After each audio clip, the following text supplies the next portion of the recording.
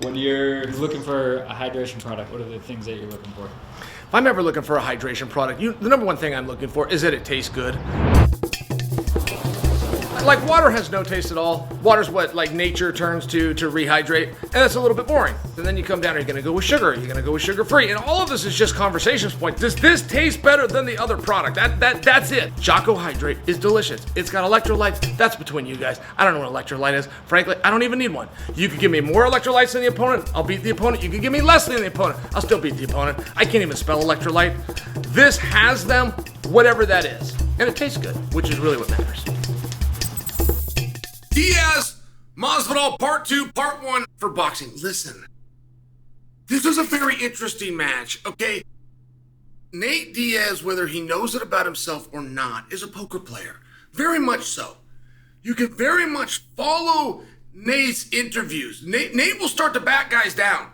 You'll hear the commentators, you'll hear the media start to talk about it, but it's the intensity on his face. It's the way he's speaking. It's the way he tells you training camp goes. But he's misleading as hell. Truly. And nobody's really caught on to this. Nate has rope-a-doped opponents. Gilbert Melendez and I, we'll talk about this all the time. We know Nate as well as anybody, and we will give his secrets away, and nobody listens. Nate Diaz will rope-a-dope MMA opponents in the media. He'll tell them all about his Cesar Gracie black belt. He will talk all about his MMA skills. He will talk about his MMA experiences. When you get out there, this is what you got to worry about. Ones and twos. You don't got to worry about the kicks. You don't worry about a knee. He might slip an elbow in on accident. He'd slip a takedown in on accident. He is going to bust you up. And it's just one of these fascinating things.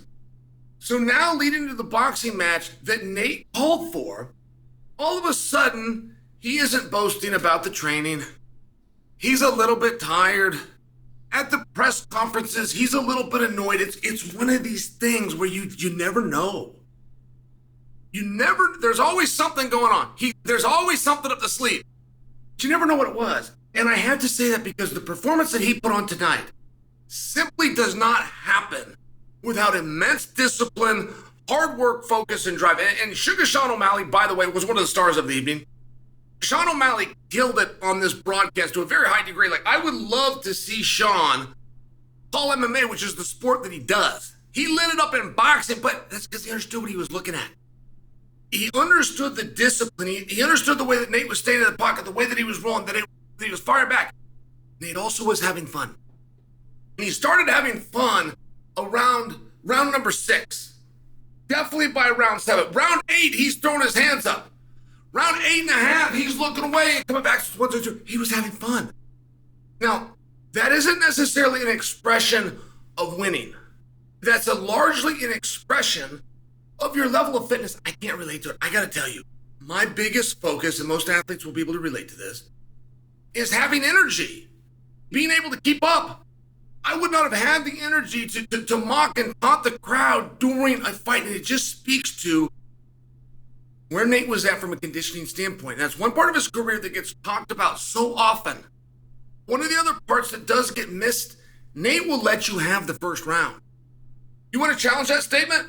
You big Nate fan? Tell me the last time you saw him win a first round, but tell me the last time you saw him try to win a first round. He'll let you have it.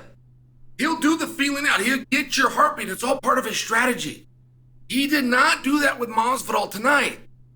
He misled us within the media, or at least let us did not fully know what was going on.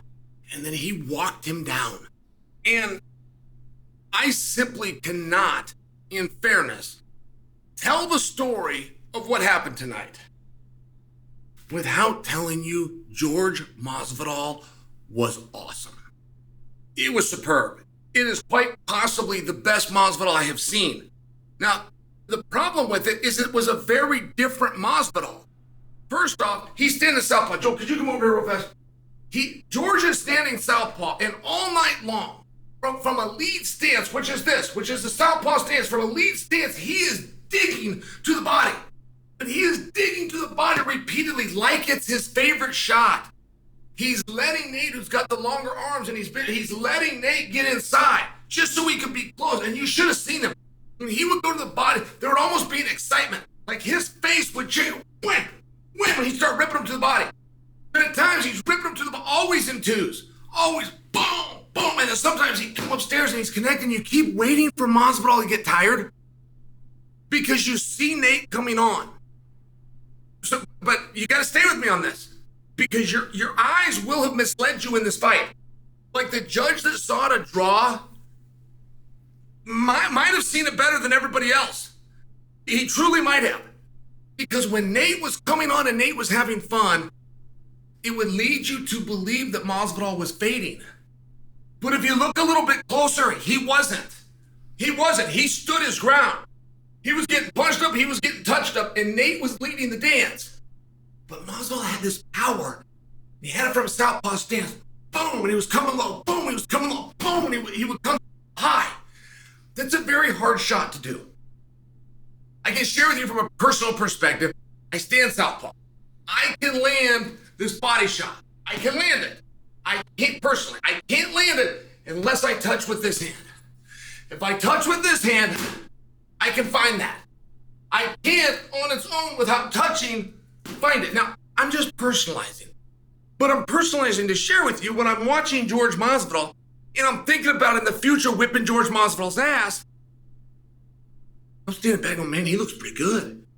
He's standing his ground. His face stayed straight. He stayed in the fight. He was trying to win. His power was there. He was pushing for it. It was a great fight. It was a really great fight. And when Nate comes out, and Nate calls out Jake Paul, I like it. And I like it. I want you to understand, that's the best Nate we've seen in a meaningful period of time. That was a healthy Nate. Nate has gone into fights with ailments that you'll never know about. He just doesn't make an excuse and he just doesn't tell you. And I'm just sharing with you, at 39 years old, 30 minutes, with the original BMF, and one judge thought, right, 98, 92, another judge had about, was it 96, 94, something along these lines. They thought Nate looked pretty good, and so did I. Nate outpunched him. But if I'm to be fair, one of the reasons Nate looked great is George Masvidal did a damn good job. It was an excellent fight.